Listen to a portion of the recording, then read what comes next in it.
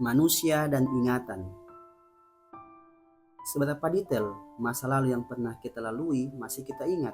1 jam yang lalu, kemarin, minggu lalu, bulan lalu, atau tahun lalu? 10, 20, 30, 40, atau 50 tahun yang lalu?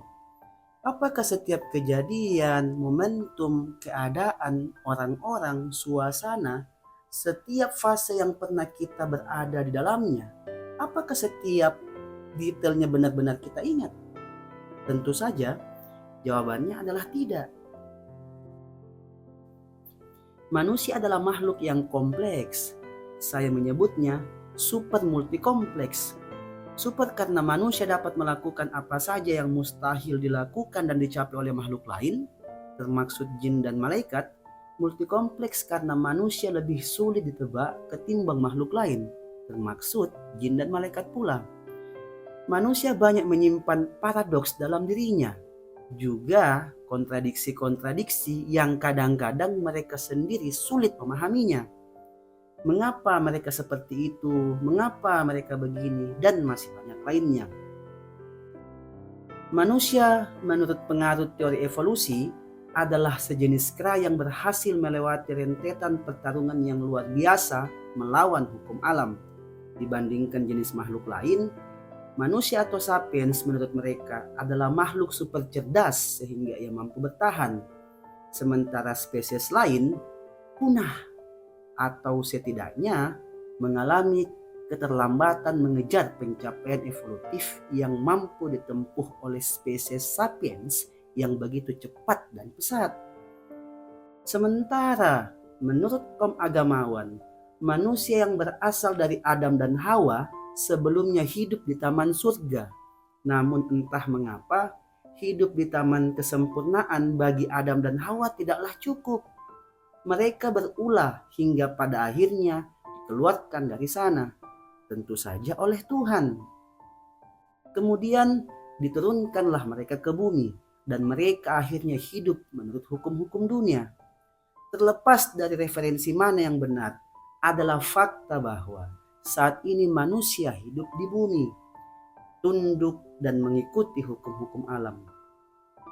Walaupun dalam berbagai catatan yang selalu disampaikan oleh kaum agamawan bahwa manusia adalah makhluk ciptaan Tuhan yang paling sempurna, namun begitu, dalam beberapa hal manusia memiliki kelemahan. Ia cacat, juga kondisi yang paradoks dalam dirinya sendiri. Memang manusia mampu bertahan dalam rangkaian evolusi seperti yang dikemukakan oleh para ilmuwan. Namun di saat yang sama, ia tak benar-benar mengingat setiap detail peristiwa yang terjadi sebelumnya. Bagaimana dan seperti apa mereka mampu melewati keadaan itu. Semua narasi sejarah mengenai masa lalu, 100, 1000, 5000, 10.000, bahkan jutaan tahun yang lalu, tentu saja hanyalah cerita, rekaan peristiwa, dugaan yang dianggap relevan, yang terpaksa dianggap masuk akal. Namun sejatinya tak ada yang pernah benar-benar mengetahuinya. Bahkan uraian panjang yang dilakukan oleh ilmuwan mulai dari Darwin, Toffler hingga Harari lebih banyak memakai kata kira-kira, kemungkinan, nampaknya, dan kata-kata semakna dengan itu. Mungkin saja saat dulu kondisinya begini, atau menurut jejak fosil, kira-kira sapiens berasal dari suatu tempat. Kemungkinan Neanderthal tak mampu berevolusi karena, dan lain sebagainya. Semua kemungkinan-kemungkinan yang dibangun berdasarkan jejak temuan perjalanan masa lalu semacam itu adalah usaha agar manusia dapat mengetahui satu hal. Bagaimana sebenarnya kehidupan kita di masa lalu. Sikap semacam itu terjadi tentu saja adalah karena mereka tak pernah menyaksikannya secara langsung. Kita dan juga mereka membaca masa lalu hanya melalui jejak-jejak yang tak selamanya valid. Itulah mengapa penelitian, temuan, dan asumsi-asumsi yang mengarah ke pencarian-pencarian selanjutnya terus berlangsung. Bahkan pada saat Anda membaca tulisan ini, Namun, agar keraguan kita mampu diredam, kita mencari alasan penguat agar ia menjadi pasti. Jadi, validasi jejak-jejak sejarah kadangkala dilakukan hanya untuk memupus keraguan, menenangkan pikiran agar kegusaran akan masa lalu dapat teratasi. Dengan begitu, keyakinan manusia terbangun, juga keimanannya. Tapi lagi-lagi, sejatinya semua itu tak pernah benar-benar pasti. Artinya, manusia selalu berusaha menutupi keraguannya dengan satu alasan yang dibuatnya sendiri, agar keyakinannya memiliki landasan yang bersifat pasti. Dengan cara itulah keyakinan mereka bertahan dan menyebar secara turun-temurun menjadi warisan sejarah.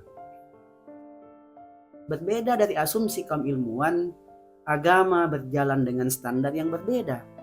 Agama bagi sebagian orang mesti diawali dengan keyakinan. Keyakinan menurut mereka itu mendahului fakta, karena keyakinan tak membutuhkan fakta bahkan.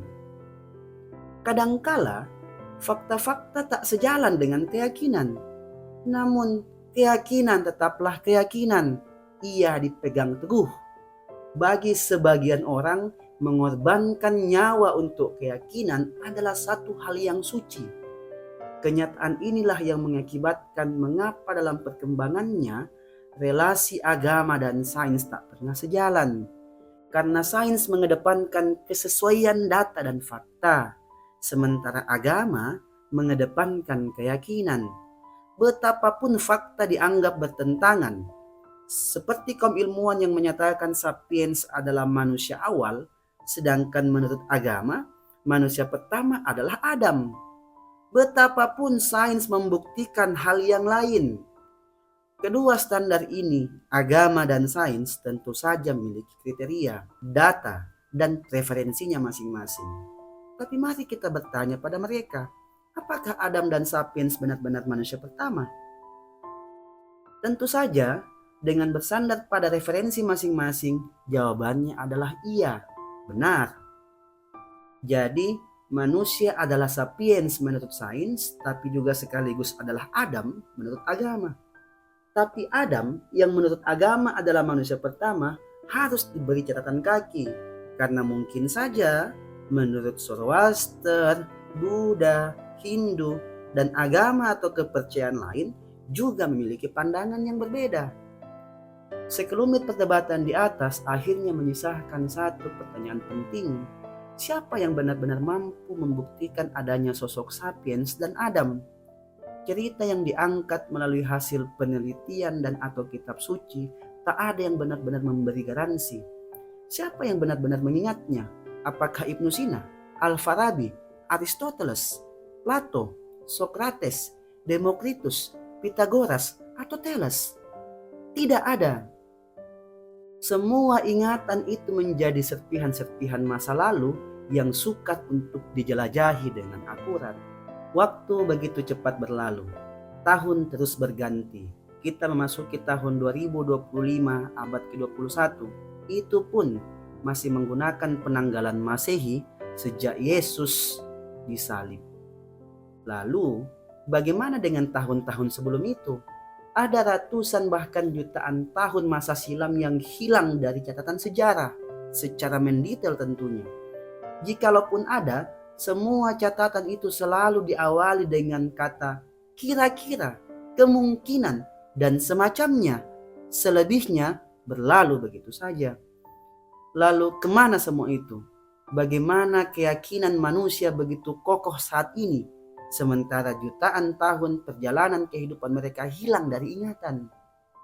Untuk apa dan bagaimana mereka mampu mengekspresikan dirinya dalam sejarahnya? Apakah setelah abad ini, 10, 100, atau 1000 tahun kemudian, semua yang kita lalui saat ini pun akan hilang? Berlalu begitu saja dalam lintasan waktu yang begitu cepat dan pesat? Anda yang memiliki kekasih, orang tua, sahabat, properti kesukaan, hobi yang digemari, tak lebih dari serpihan-serpihan atom dalam rentetan waktu yang panjang. dan kadangkala ia tak memiliki dampak apa-apa dalam sistem waktu yang terus bergulir, juga statistik kehidupan. Kehidupan yang Anda lalui hanyalah satu eksistensi yang ada dalam ingatan Anda sendiri. Itu pun tak benar-benar mengingat perjalanan hidup Anda secara mendetail. Lalu, bagaimana Anda mampu memahami diri secara utuh? Sementara banyak fase dalam hidup Anda yang pupus dan terlupakan. Mari kita kembali ke pembahasan awal kita. Ternyata, semakin kompleks kehidupan manusia, maka semakin kompleks pula ia berjibaku dengan riuhnya perputaran waktu yang ia berada di dalamnya. Dalam kondisi semacam itu, maka banyak ingatan yang terlupa, dan akhirnya secara perlahan namun pasti ia pun akan hilang dari ingatan sejarah. Sekarang saya bertanya kepada Anda, apa yang Anda lakukan 1 jam yang lalu? Jika Anda sedang meminum kopi, maka setelah menyeruput kopi, Anda mungkin melihat ke arah sesuatu, melihat lalu lalang kendaraan atau lautan atau apa saja. Di dalam lamunan itu, jika Anda mengingat sesuatu, maka apa yang Anda ingat itu? Tak ada jawaban yang pasti soal itu. Anda tak mampu mengingat sesuatu yang Anda ingat pada waktu yang telah berlalu secara mendetail, setiap bagian, setiap momentum, setiap reka kejadiannya. Jika Anda kebingungan dan jika Anda mencoba menanyakan hal yang sama kepada teman Anda, maka Anda akan menerima jawaban yang serupa. Saya tidak mengetahuinya secara mendetail, atau saya tidak mengingatnya. Ya, saya lupa.